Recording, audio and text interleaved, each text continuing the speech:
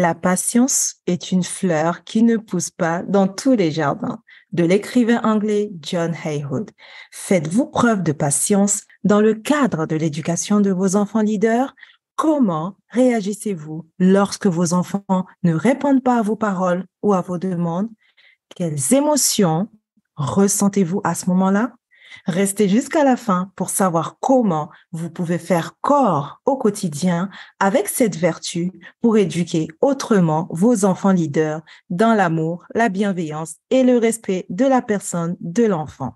Bonjour, chère maman leader, soyez la bienvenue dans La Voix de l'Enfant podcast, le rendez-vous des mamans leaders qui désirent développer le potentiel infini de leurs enfants et ce, dès le plus jeune âge, tout en bâtissant leur vie professionnelle de rêve pour leur idéal de vie familiale. Sachez que vous êtes déjà la meilleure maman pour vos enfants.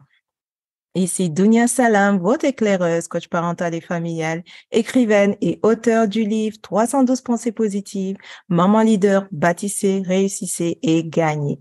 Vous désirez vivre une vie qui vous ressemble et vous inspire? Alors ce livre est écrit pour vous.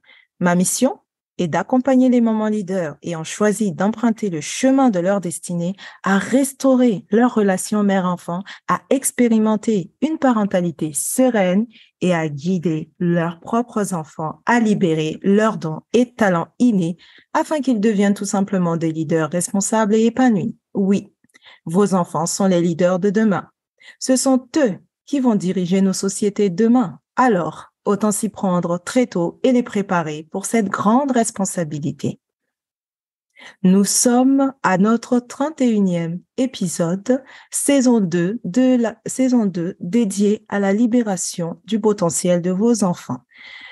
Pour guider vos enfants à libérer leur plein potentiel, il va falloir faire preuve d'une grande patience avec eux.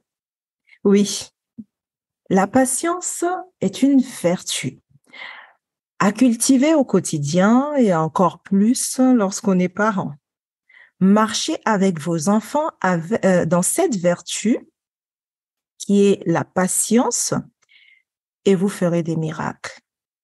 C'est dans la patience qu'on peut comprendre les choses, les gens et les événements qui se présentent à soi. C'est dans la patience qu'on transmet facilement et efficacement. C'est dans la patience qu'on peut remporter la victoire. C'est dans la patience qu'on acquiert la sagesse. Comment pouvez-vous faire en pratique pour être une maman plus patiente avec vos loulous? Premièrement, anticiper et planifier les journées de vos enfants. Deuxièmement, mieux s'organiser au quotidien et inciter vos enfants à faire de même. Troisièmement, être à l'écoute de l'enfant afin de comprendre ses émotions du moment pour agir au mieux en prenant les décisions adaptées à la situation.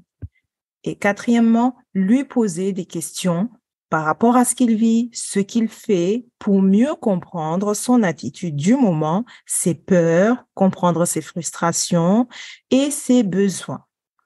Et cinquièmement, le dernier point, surtout, autorisez-vous un temps de calme pour vous seule, maman. Voici 5 points que vous pouvez mettre en œuvre rapidement pour plus de sérénité, plus de joie et plus d'amour avec vos enfants. Observez, comprenez, agissez. Vous avez été choisi en tant que guide pour votre enfant. Question de réflexion. Sur une échelle de 0 à 10, où se situe votre niveau de patience avec vos enfants? Deuxième question, s'il y a une action que vous pouvez faire maintenant pour augmenter votre niveau de patience, quelle serait cette action intentionnelle? Dernière question, comment pouvez-vous inculquer la patience à vos enfants leaders? Rejoignez notre groupe privé Telegram ou WhatsApp afin de partager vos réponses avec les autres mamans leaders. Nous serons ravis de vous accueillir dans notre univers. Jetez un coup d'œil dans la description.